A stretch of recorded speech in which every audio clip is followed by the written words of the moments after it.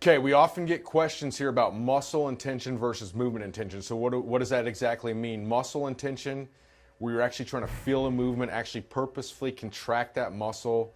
Something like a cable fly would be an example, or another example would be a movement intention with a deadlift, where you're basically trying to move the barbell from point A to point B and not really, so much feel each muscle work.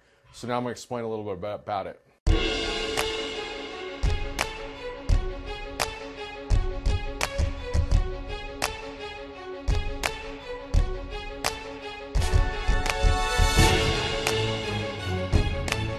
During high school, I worked at a hardcore gym.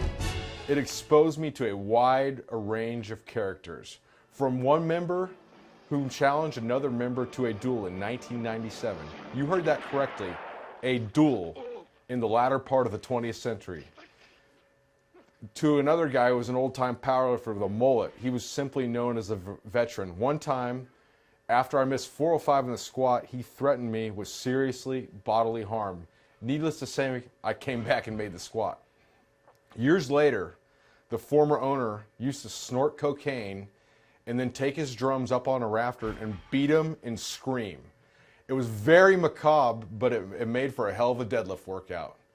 That brings us to James Fed Carroll, one of the lifters who frequented the gym and a bouncer at the local strip club. Over time, our conversations ranged from the emotional unbalances plaguing some of the exotic dancers to unorthodox training techniques.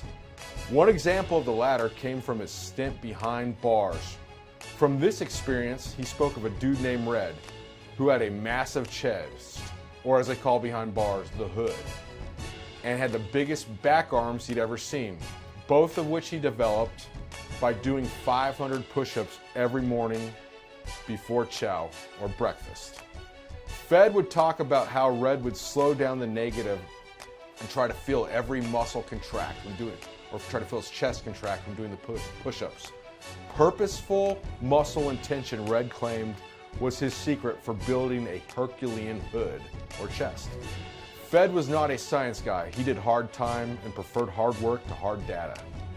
This concept seemed logical, so I wonder if science has anything to do about it. Actually, a study in 2012 revealed that when you focus your mind on a specific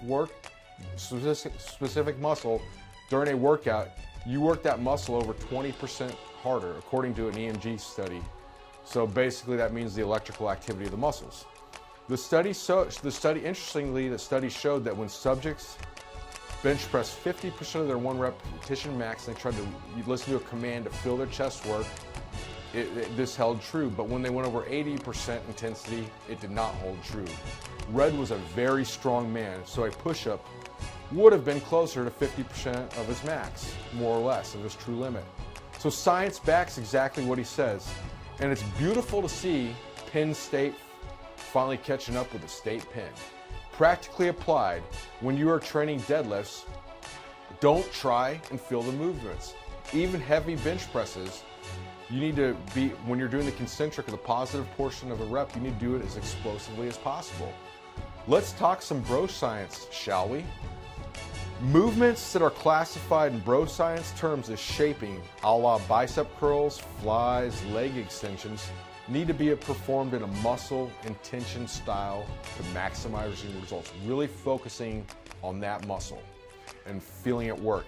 Heavy compound movements should be performed at a movement intention style, moving from point A to point B as forcefully as possible in the concentric. To maximize muscularity and even strength, you got to do both.